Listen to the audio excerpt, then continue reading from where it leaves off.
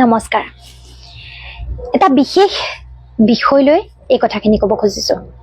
বিষয়টো বিয়াৰ জোৰোণৰ গহনা আৰু যৌতুক সম্পৰ্কীয়।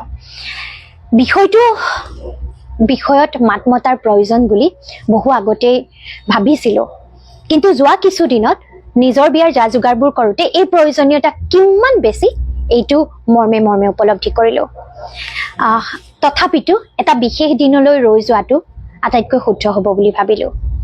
সেই দিনটো হ'ল মোৰ জোৰোণ পাৰ হৈ যোৱাৰ পাছত সেইবাবে এই কথাখিনি ক'ব খুজিছোঁ।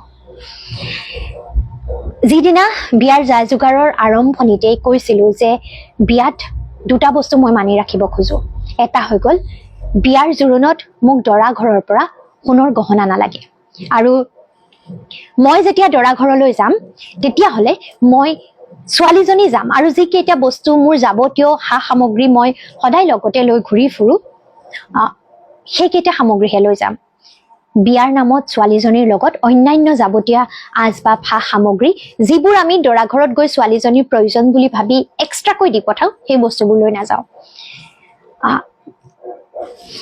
দৰা ঘৰে মানি লৈছিল বস্তুবোৰ নালাগে বুলি, কিন্তু সোণৰ গহনা নিনিওঁ বুলি মানি লোৱা নাছিল।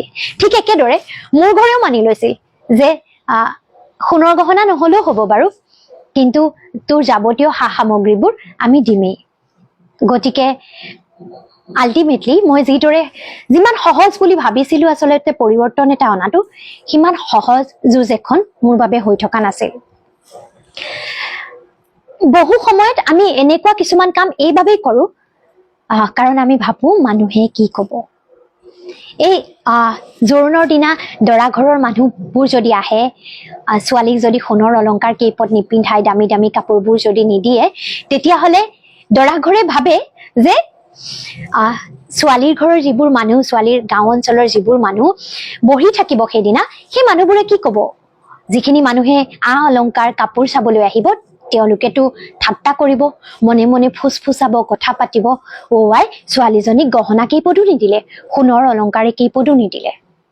এই প্ৰশ্নটোৰ এই ঠাট্টাৰ সন্মুখীন হ'ব বুলিয়েই ল'ৰা ঘৰৰ মানুহে প্ৰয়োজনতকৈ বহু সময়ত বহুত বস্তু দিয়ে। আৰু আজিকালি আমি চেলিব্ৰিটিৰ বিয়াবোৰতো দেখিছোৱেই। এক্সট্ৰাভেগেণ্ট বিয়াসমূহ দেখি খৰচ কৰাৰ প্ৰয়োজনটো আগতকৈ বহুত বেছি বাঢ়ি গৈছে। কিন্তু চেলিব্ৰিটিৰ বিয়াসমূহত বহুত বস্তু স্পনচাৰ্ড থাকে। তেওঁলোকৰ খৰচতকৈ বেছি অন্যান্য মানুহে বহু সামগ্ৰী নিজৰ প্ৰমোশ্যনৰ বাবে দিয়ে। গতিকে আমি দেখা কথাবোৰ সদায় সঁচা নহয়। ঠিক একেদৰে মোৰ ঘৰৰ মানুহে মোক বাৰে বাৰে প্ৰশ্ন কৰিলে যে ছোৱালীজনী যেতিয়া আমি থবলৈ যাম, তেতিয়া যদি ছোৱালীজনীৰ শুৱনি কোঠাটো খালী হৈ থাকে, আমাৰতো গৈ বিৰাট লাজ লাগিব, আমাৰ আত্মসন্মানৰ কথা আছে। বিচনাখন যদি নাথাকে, ছোৱালীজনী বিয়াৰ পাছত কিহত শুব? ছোৱালীজনী পুৰণা বিচনা এখনত শুব নাপায়।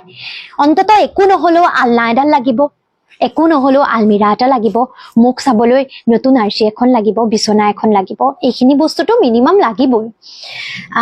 মোৰ উত্তৰ আছিল, মই বিয়া হোৱাৰ আগতেতো ল'ৰাজন ঘৰত থাকে, তেওঁ নিশ্চয় কাপোৰ থবলৈ কিবা আছে।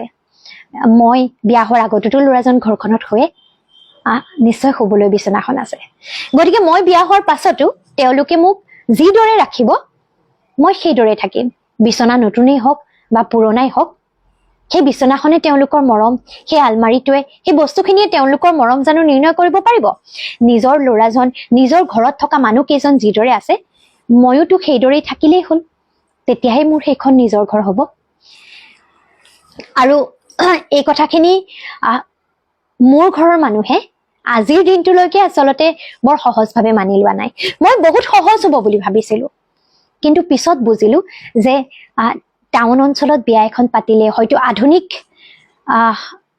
মানসিকতাৰ পদ্ধতিৰে ৰীতি নীতি নমনাকৈ বিয়া এখন পাতিলে যিদৰে আমি মন গ'লেই যি টি কৰি দিব পাৰোঁ, ৰীতি নীতি মানি বিয়া এখন পাতিলে কথাবোৰ সেইদৰে কৰি দিব পৰা নাযায়। বহুতে মোক এই বুলি প্ৰশ্ন কৰিছিল যে ইমানেই যদি আপত্তি, ৰিচিপশ্যন এটা দি থোৱা, নিয়মবোৰ কৰিব নালাগে, কোৰ্ট মেৰেজ কৰি থ'লেই হ'ল। কিন্তু মোৰ সেই কথাটোক লৈও আচলতে আপত্তি আছিল। আপত্তি এইবাবেই কাৰণ মায়ে দেউতাই বাৰে বাৰে কৈছিল যে একমাত্ৰ এজনেই সন্তান, এই এজন সন্তানৰ বিয়াৰ সপোনটো আমি গোটেই জীৱনভৰ দেখিছোঁ, আৰু সেই ছোৱালীজনীক বিয়াখন আমি নিজৰ ঘৰৰ পৰা দিব বিচাৰোঁ, বিয়াখন ৰীতি নীতিৰে পাতিব বিচাৰোঁ। আৰু মোৰ বাবেও এইটো প্ৰয়োজনীয় আছিল, কাৰণ মোৰ আত্মীয় স্বজন, মোৰ পিতৃ মাতৃ, মোৰ গাঁৱৰ, মোৰ পৰিয়ালৰ, মোৰ অঞ্চলৰ মানুহৰ অৱদান মোৰ জীৱনত অতি বেছি।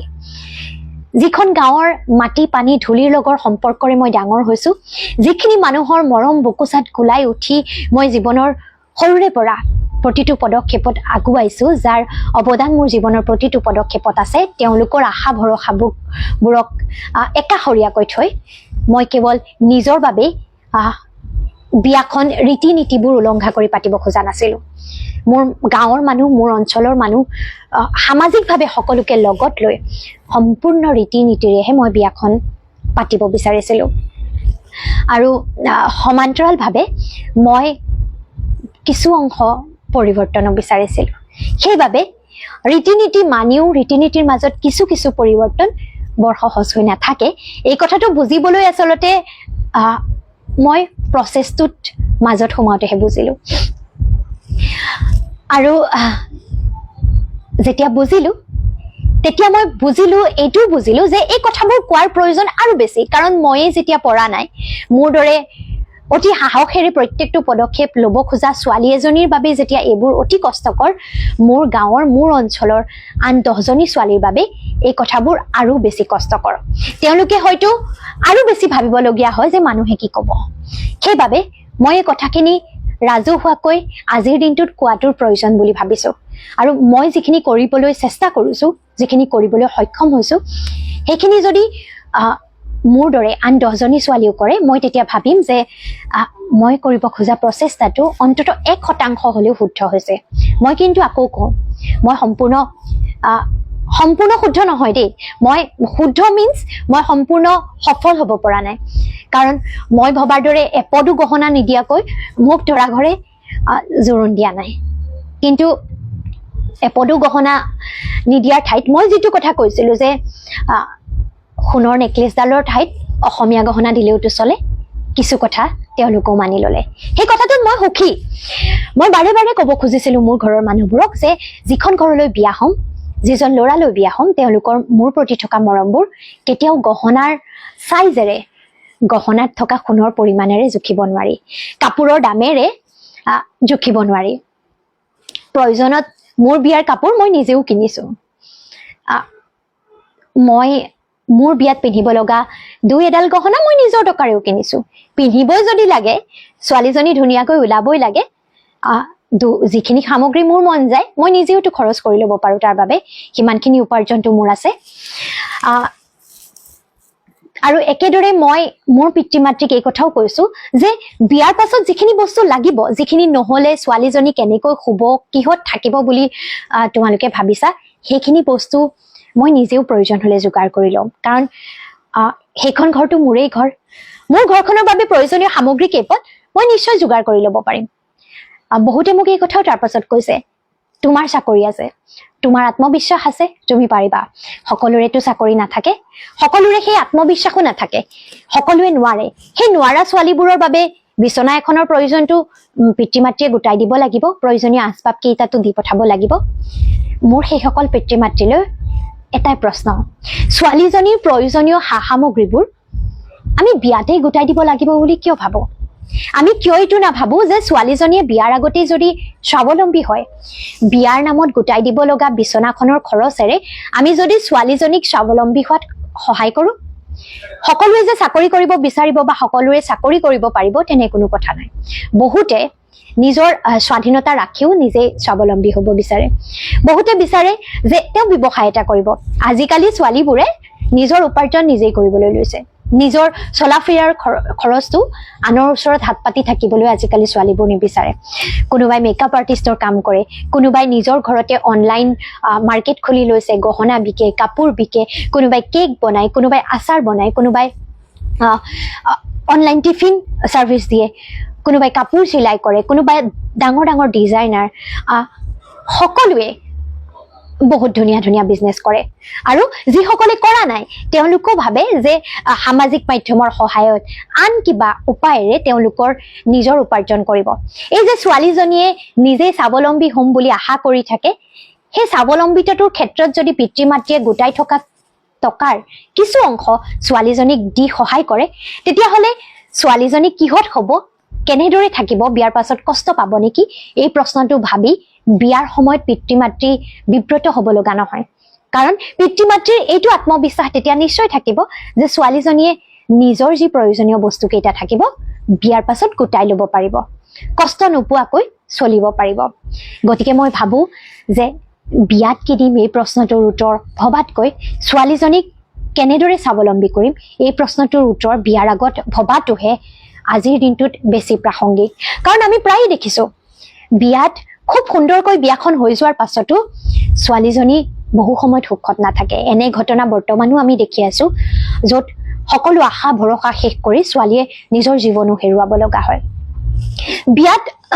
খুব ডাঙৰকৈ পতা বিয়াবোৰতো পিছত ছোৱালীজনী অকলশৰীয়া হ'ব লগা হয় আৰু তাৰ পাছত যেতিয়া ছোৱালীজনীৰ নিজৰ উপাৰ্জন নাথাকে তেতিয়া ছোৱালীজনীয়ে নিজেই যেন বোজা হৈ পৰো নিজেই আচলতে দিক বিদিক হেৰুৱাই দিশহাৰা হৈ হতাশগ্ৰস্ত হ'ব লগা হয় আৰু সেই সময়ত পিতৃ-মাতৃও ভাবিব লগা হয় বিয়াত ইমান টকা খৰচ কৰিলো বিয়াৰ বাবে লোন ললো মাটি বাৰীবোৰ বিক্ৰী কৰিলো বিয়াৰ বাবে প্ৰয়োজনীয় সকলো বস্তু বিক্ৰীলো মাকৰ সোণৰ গহনা কেইটাও বিক্ৰী কৰি দিলো তাৰ পাছত বিয়া দিলো বিয়াখন নিটিকিল এতিয়া ছোৱালীজনীয়ে কি খাব কেনেকৈ চলাম এই প্ৰশ্নবোৰৰ উত্তৰ সেইসকল পিতৃ-মাতৃয়ে বেছিকৈ ভাবিব লগা হয় যাৰ বাবে বিয়াখনৰ খৰচটো যোগাৰ কৰাটো অধিক কষ্টকৰ বহুতে মোক এইটো কয় যে যাৰ দিব পৰা সামৰ্থ্য আছে দিছো আমি দিব পাৰিছো আমি দিছো তাত বেলেগৰ কি আপত্তি নিশ্চয় আপত্তি কৰিব লগা নাই কিন্তু যি দিব পাৰিছে দিছে সেইসকলে দিয়াৰ বাবে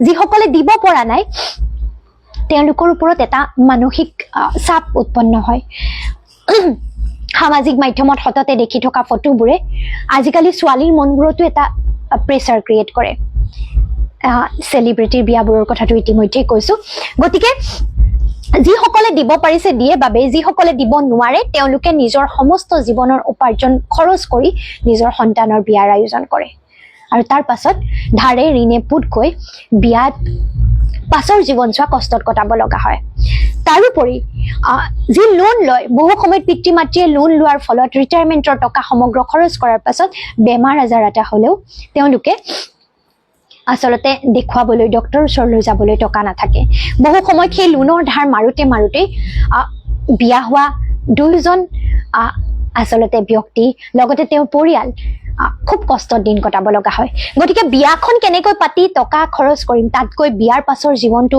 কেনেদৰে সুখে দুখে কটাম কেনেদৰে বিপদে আপদে সেই বিপদবোৰক আচলতে লগত যুঁজ দিম সেই কথাটো ভবাৰ প্ৰয়োজনহে হয়তো বেছি হয়তো বিয়াৰ খৰচ কৰা টকাৰে হেল্থ ইঞ্চুৰেঞ্চ এটা কৰি ৰাখিব পৰা যায় লাইফ ইঞ্চুৰেঞ্চ কৰি ৰাখিব পৰা যায় ইনভেষ্ট কৰিব পৰা যায় এই যে সোণৰ গহনাত ইনভেষ্ট কৰাতকৈ গোল্ডতে ইনভেষ্ট কৰি থব পৰা যায় ডিজিটেল গোল্ডত মিউচুৱেল ফাণ্ড SIPত ইনভেষ্ট কৰিব পৰা যায় কাৰণ সেই টকাটো সঁচা সঁচি ইনভেষ্টমেণ্ট বহুতে মোক কৈছে যে সোণৰ গহনা এক ইনভেষ্টমেণ্ট ইনফেক্ট ছোৱালীবোৰৰ এই কথাটো কয় যে সোণৰ গহনাটো ইনভেষ্টমেণ্টহে মোৰ পৰিয়ালৰ মানুহো কৈছে ইয়াতো খৰচ নহয় এয়া ইনভেষ্টমেণ্ট কিন্তু আপুনি ভাবকচোন ছোৱালীজনীক দিয়া সোণৰ গহনাডাল ধৰি ললো কাইলৈ দৰাজনৰ ঘৰত এটা বিশেষ বিপদ আহিল আৰু দৰাজনৰ ঘৰে তেতিয়া ছোৱালীজনীক সোণৰ গহনাডাল বিচাৰিব পাৰিবনে বিক্ৰী কৰিবলৈ বা ছোৱালীজনীয়ে ঘৰৰ পৰিৱেশটো বুজিও সেই গহনাডাল বিক্ৰী কৰিবলৈ উলিয়াই দিলে বাকচৰ পৰা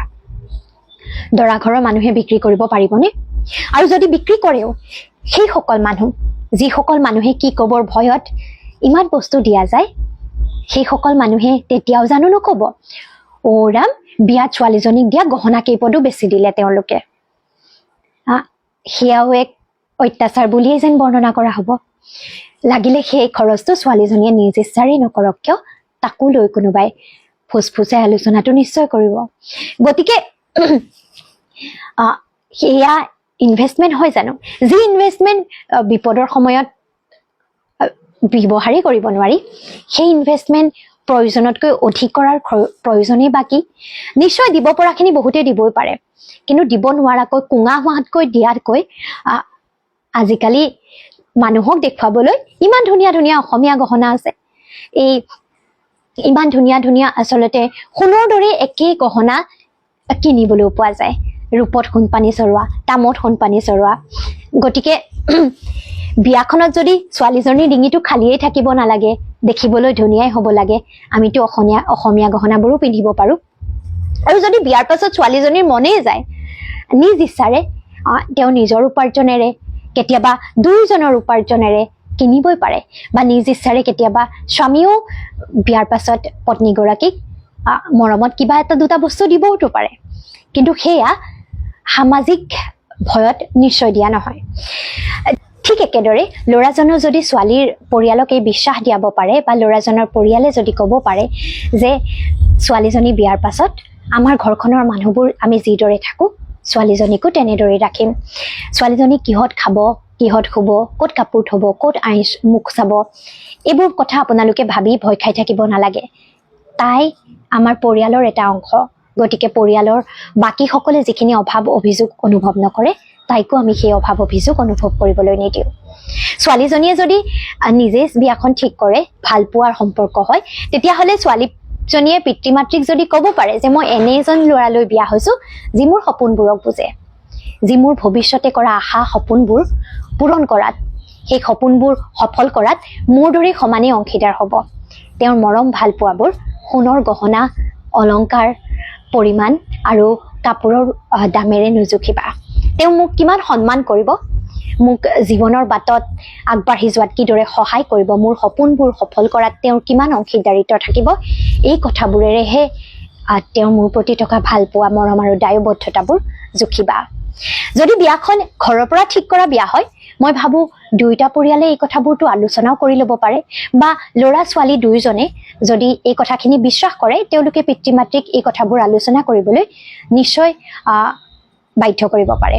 ছোৱালীৰ পৰিয়ালে যদি কয় আমি ছোৱালীজনীহে দিম, লগত যৌতুক নিদিওঁ, লগত বস্তুবোৰ নিদিওঁ, আপোনালোকে ছোৱালীজনীহে পাব কিন্তু, বা ল'ৰাৰ পৰিয়ালে যদি কয় আপোনালোকৰ পৰা আমাক ছোৱালীজনীহে লাগে, ছোৱালীজনী বিয়াৰ পাছত কিদৰে থাকিব, খাবলৈ পাবনে নাই, শুবলৈ পাবনে নাই, তাৰ চিন্তা আপোনালোকে কৰিব নালাগে, আমি মৰমত তাইক ৰাখিম, আৰু তাৰ বাবে আপোনালোকে প্ৰয়োজনীয় বুলি ভবা যিবোৰ বস্তু আছে সেই বস্তুবোৰ আমাৰ সকলোখিনি ঘৰত আছেই, নতুনকৈ দি পঠাব নালাগে। আৰু ছোৱালী ঘৰৰ মানুহেও যদি ল'ৰা ঘৰক তেনেকৈ ক'ব পাৰে যে আমাক ছোৱালীজনীৰ মৰম আৰু সপোনবোৰ পূৰণ কৰাত আপোনালোকৰ সহায় লাগে, ছোৱালীজনী ভৱিষ্যতে যদি সুখত থাকে, কষ্ট নোপোৱাকৈ থাকে, সেয়াহে প্ৰতিশ্ৰুতি আমাক লাগে। আমাক গহনা কাপোৰৰ দামী দামী কাপোৰ, দামী দামী গহনাবোৰ দি মানুহক দেখুৱাবলৈ একো নালাগে। ছোৱালীজনীৰ মৰম, সুখ, ভালপোৱা এইবোৰহে আমাক লাগে। তেতিয়াহ'লে হয়তো সমাজে কি ক'ব এই প্ৰশ্নটোৰ ভয়ত যিসকল মানুহে নিজৰ সৰ্বস্ব উজাৰি এই কামবোৰ কৰিবলৈ বাধ্য হয়, তেওঁলোকে বহু পৰিমাণে সকাহ পাব আৰু বহু কথা সহজ হৈ পৰিব। বিয়াখনৰ পাছত ধাৰ ঋণ মাৰি কোঙা হোৱা পৰিয়াল এটাৰ যি মানসিক দুৰৱস্থা, সংসাৰত আবদ্ধ হোৱা, নতুন সম্পৰ্কত আবদ্ধ হোৱা দুয়োজন ব্যক্তিয়ে ধাৰ ঋণ মাৰি থাকোঁতে যি মানসিক ফ্ৰাষ্ট্ৰেশ্যন আৰু ডিপ্ৰেশ্যনৰ ফলত সংসাৰত পৰিবলগীয়া যিবোৰ নিগেটিভ ইম্পেক্ট, সেই ইম্পেক্টবোৰো হয়তো বহু পৰিমাণে কমিব, আৰু সঁচা অৰ্থত এখন সুখৰ সংসাৰ হ'ব পাৰিব, কাৰণ তাত ধাৰ ঋণ এইবোৰ নাথাকিব, আৰু তেওঁলোকৰ প্ৰয়োজনীয় সামগ্ৰীবোৰ তেওঁলোকে দুয়োজনে নিজ উপাৰ্জনেৰে, নিজ কষ্টৰে দুদিন দেৰিকৈ হ'লেও এপদ এপদকৈ গোটাই ল'ব পাৰিব, আৰু তাত কোনেও কাকো কেতিয়াও দুখিব লগা বা বেয়াকৈ ক'ব লগা নাথাকে। বহু লগৰ ল'ৰাই মোক এইদৰো কৈছে, ছোৱালীবোৰে নালাগে বুলিহে কয়, মনে মনে আশাই কৰি থাকে, গতিকে আজি যদি নিদিওঁ কাইলৈ কিন্তু পিছত কথা শুনাব, এইটোৱে নিদিলা সেইটোৱে নিদিলা বুলি। ছোৱালীবোৰেও তেনেকৈ কয়, লৈ যদি নাযাওঁ এতিয়া নালাগে বুলি ক'ব, পিছত কিন্তু কৈ দিব মাৰৰ ঘৰৰ পৰা কিটো আনিছিলি। এই ভয়টোতে আচলতে নালাগে বুলি ক'লেও বহুতে কৰিবলৈ বাধ্য হয়। এই নালাগে বুলি কোৱা কথাটো আচলতে ক'ৰবাত হয়তো আমি জোৰেৰে ক'ব নোৱাৰোঁ, ক'ৰবাত হয়তো আমি ক'লেও সেই বিশ্বাসটো দিব নোৱাৰোঁ যে আমি সঁচাকৈ নাই বিচৰা, গতিকে কথাবোৰ ক'লেও যুঁজি থাকিব লগা এটা পৰ্যায় নিশ্চয় থাকিব। মই প্ৰত্যেকটো দিনেই যুঁজি থাকিব লগা হৈছে, আপোনালোকেইতো জানেই মোক যুক্তি তৰ্কৰ বাবে কৈয়ে থাকে, গতিকে মই যুক্তি তৰ্ক বিগত 6 মাহমানত অন্তত প্ৰায় প্ৰতিটো দিনেই কৰিব লগা হৈছে, বিশ্বাস দিয়াবলৈ কৰিব লগা হৈছে যে মোক সঁচাকৈ নালাগে, আৰু বিশ্বাস দিয়াটো ইমানেই জটিল যে আজিৰ দিনটোতো সকলোৱে চেষ্টাই কৰি আছে। কিজানি মোক লাগেই, মই কিজানি জোৰত কোৱা নাই। সেইবাবে মই ভাবোঁ যে সঁচা অৰ্থত আমি বিশ্বাস দিয়াই ক'ব লাগিব কথাবোৰ। মোক বহুতে কৈছে এই যে তই সদায় যুঁজি আছ, মোৰ ঘৰৰ মানুহবোৰে কৈছে তই যে যুঁজি আছ, তই নকৰোঁ বুলি কৈছ, তই সলনি হ'ব পাৰিবি, তই নকৰাকৈ পাৰিবি, কিন্তু তোৰ এই কামটোৰে সমাজৰ অন্য 10জনী ছোৱালীক তই সহায় কৰিব নোৱাৰিবি, কাৰণ সমাজখন এনেদৰেই চলে। আন 10জনী ছোৱালীও বিয়া হওঁতে এইখিনি কৰিবলৈ বাধ্যই হৈ যাব। মই ভাবোঁ, মই নাজানো ইয়াত কিবা ইম্পেক্ট পৰে নে নাই, কিন্তু মই বিগত সময়বোৰত বহু শিক্ষিতা ছোৱালীক এই কামবোৰ নকৰাকৈ, বস্তু নিনিয়াকৈ, গহনা নোলোৱাকৈ বিয়া হোৱা দেখিছোঁ। বহু ল'ৰাইও সাহসেৰে এই কামখিনি কৰা দেখিছোঁ। গতিকে তথাপিতো মই জানো যে গাঁও অঞ্চলত সম্পূৰ্ণ ৰীতি নীতিৰে মানি বিয়াখন পতাৰ সময়ত এই কথাবোৰ বহুতৰ বাবে সহজ নহয়। গতিকে মই এই কথাখিনি এনেকৈ স্পষ্টকৈ বিয়াৰ মাজতে খুলি কোৱাটো প্ৰয়োজন বুলি ভাবিলোঁ। কিমান দূৰ মই সফল, কিমান দূৰ বিফল, এয়াৰ মই হিচাপ দিব নোৱাৰোঁ। সম্পূৰ্ণৰূপে সফল নহয় মই কৈছোঁ, কিন্তু মই এই কথাখিনি কোৱাৰ বাবে, মই এই চেষ্টা কৰাৰ বাবে অনাগত দিনত আন 5জনী ছোৱালীও যদি এই কথা কাম কৰিব পাৰে, আন 5জন ল'ৰাই যদি একেধৰণৰ সাহসেৰে বস্তু নলওঁ বুলি ক'ব পাৰে, মই বিয়া হ'ব খোজা জীৱন সংগীৰ ঘৰখনৰ দৰে, মোৰ ঘৰখনৰ দৰে যদি এই কথাখিনি বা মোৰ জীৱন সংগীজনৰ দৰে আমি দুয়োজনেই মিলি আচলতে যুঁজখন কৰিছোঁ, গতিকে আমাৰ বাবে কথাবোৰ বহুত সহজ হ'ল। মই যিখিনি কথা কৈছোঁ তেওঁ সমানেই জোৰেৰে কৈছে। গতিকে ঠিক একেদৰে যদি অনাগত সময়বোৰত অন্তত 5জনেও এই কাম কৰিব পাৰে, মই ভাবিম মই 1% হ'লেও অন্তত সফল। অৱশ্যে মোৰ এই কথাখিনি মানি ল'লেও মোৰ পিতৃ মাতৃৰো এটা দাবী আছিল যে বিয়াখন তেওঁলোকে তেওঁলোকৰ ধৰণেৰে পাতিব। গতিকে বিয়াখন তেওঁলোকে বিচৰা ধৰণেই তেওঁলোকে আয়োজন কৰিছে, ডাঙৰকৈ আয়োজন কৰিছে। আৰু মই জোৰোণৰ মাত্ৰ এদিন আগত আহি ঘৰ পাইছোঁ, গতিকে বিয়াৰ আয়োজন সম্পৰ্কে মই বিশেষ একো অংশগ্ৰহণ কৰা নাই, আয়োজনত মোৰ একো অংশীদাৰিত্বও নাই। মাত্ৰ মই বিগত কিছুদিন প্ৰতিটো দিনেই এই কথাটোক লৈ জোৰ দি আছোঁ যে মই কেৱল ছোৱালীজনীহে যাম, লগত বস্তুবোৰ খাবলৈ, শুবলৈ, থাকিবলৈ এই বস্তুবোৰ লৈ নাযাওঁ। আৰু মোক জোৰোণত সোণৰ গহনাবোৰ নালাগে। পুনৰ কৈছোঁ, সম্পূৰ্ণ সফল হোৱা নাই। এপদো সোণৰ গহনা নিদিয়াকৈ দৰা ঘৰৰ মানুহো জোৰোণলৈ অহা নাই। গতিকে সম্পূৰ্ণ সফল মই নহয়। সমালোচনা কৰোঁ বুলিলে আপোনালোকৰ ওচৰতো সমালোচনা কৰাৰ থল নিশ্চয় থাকিব, কিন্তু মই ভাবিম মই ক'ব খোজা এই কথাখিনি আপোনালোকে ঋণাত্মকভাৱে নলয়। মই যিটো উদ্দেশ্যত এই কথাখিনি কৈছোঁ, সেই উদ্দেশ্যটোহে আচলতে গ্ৰহণ কৰিব। আৰু সেই উদ্দেশ্যটো যদি আমি অনাগত দিনত আন 10জনৰ মাজলৈ লৈ যাবলৈ সফল হওঁ, তেতিয়া হয়তো এটা সামাজিক ব্যাধি, এই যৌতুক জোৰোণৰ নামত লাখ লাখ টকা পানীত পেলাই বস্তু যোগাৰ কৰাৰ এই যিটো আইনৰ ভাষাত যৌতুকে, এই যিটো ব্যাধি, এই ব্যাধিটো কিছু পৰিমাণে হ'লেও ৰোধ কৰিবলৈ আমি সক্ষম হ'ম।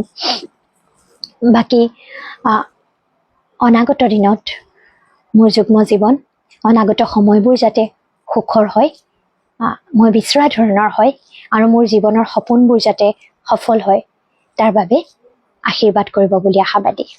ধন্যবাদ।